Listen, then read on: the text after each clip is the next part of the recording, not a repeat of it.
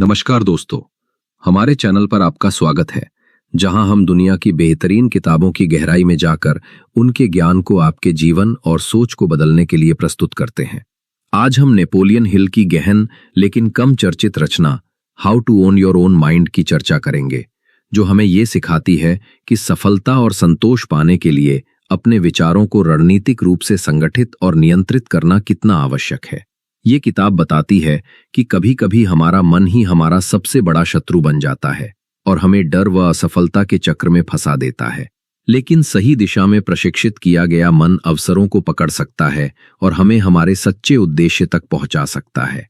Andrew Carnegie के अनुसार creative vision यानी अवसरों को पहचानकर उन पर कार्रवाई करना सबसे बड़ी शक्ति है, जिसमें कल्पना दो रूपों में आती है। सिंथेटिक, जहां पुराने विचारों को जोड़कर नया विचार बनाया जाता है, जैसे एडिसन का बल्ब, और क्रिएटिव, जहां बिल्कुल नया विचार उत्पन्न होता है, जैसे कलाकारों की रचनाएं।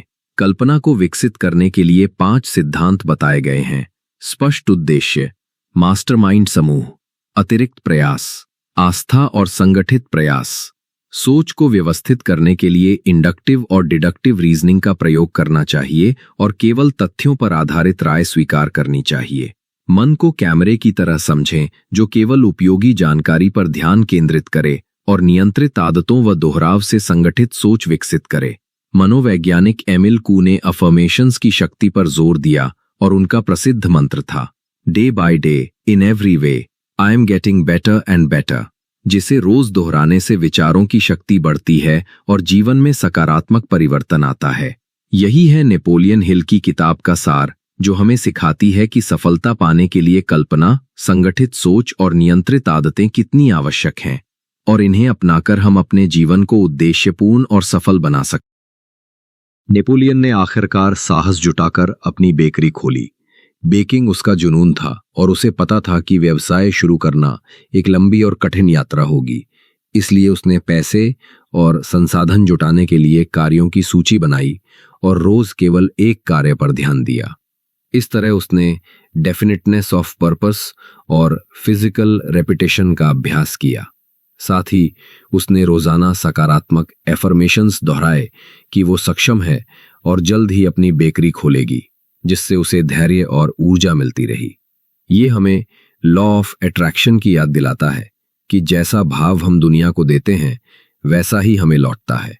नेपोलियन हिल के अनुसार सफलता के लिए कंट्रोल्ड अटेंशन उतना ही महत्वपूर्ण है जितना नियंत्रित आदतें, जिसे वे मेंटल डायनामाइट कहते हैं।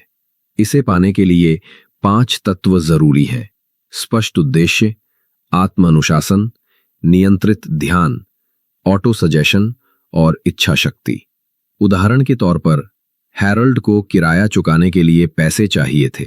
उसने स्पष्ट उद्देश्य तय किया, आत्म अनुशासन से डर को दूर किया, नियंत्रित ध्यान से समय और ऊर्जा कमाई पर केंद्रित की, ऑटो सजेशन से नए उपाय खोजे, जैसे पड़ोस में मरम्मत करना या बच्चों को गणित पढ़ाना, और इच्छा शक्ति से लगातार प्रयास किया जब तक सफलता नहीं मिली।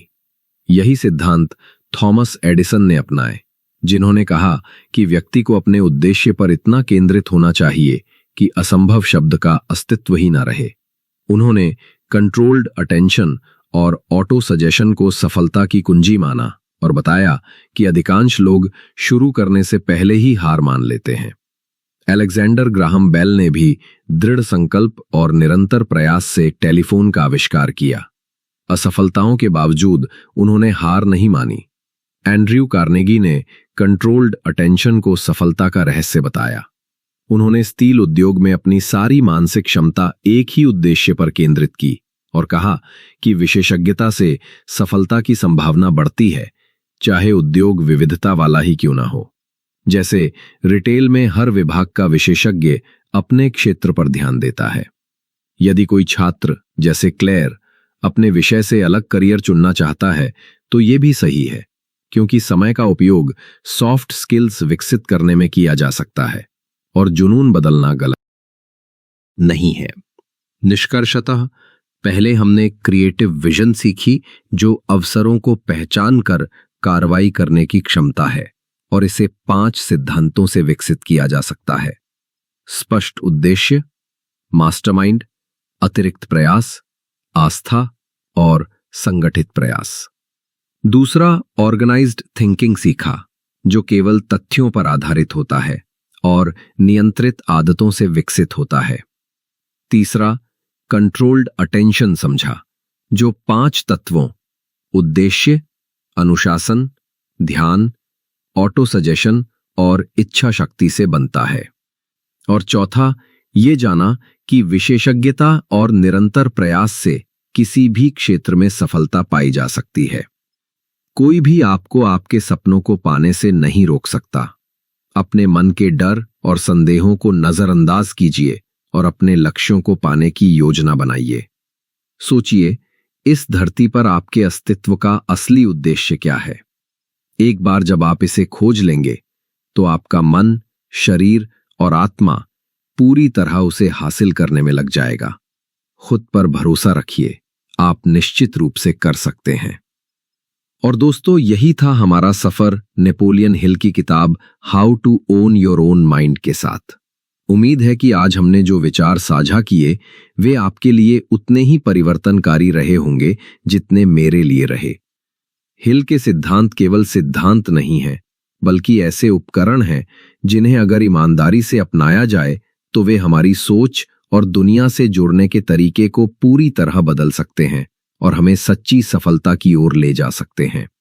अगर इस सारांश ने आपकी रुचि जगाई है तो मैं आपको किताब की एक प्रति लेने की सलाह दूंगा, क्योंकि इसके अंदर और भी गहराई है जो आपके जीवन में इन सिद्धांतों को और बेहतर ढंग से लागू करने में मदद करेगी।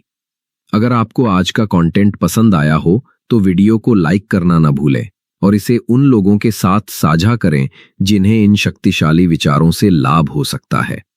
आपका सहयोग मुझे प्रेरित करता है कि मैं दुनिया की सबसे प्रभावशाली किताबों के पन्नों में छिपे ज्ञान को आपके सामने लाता रहूं।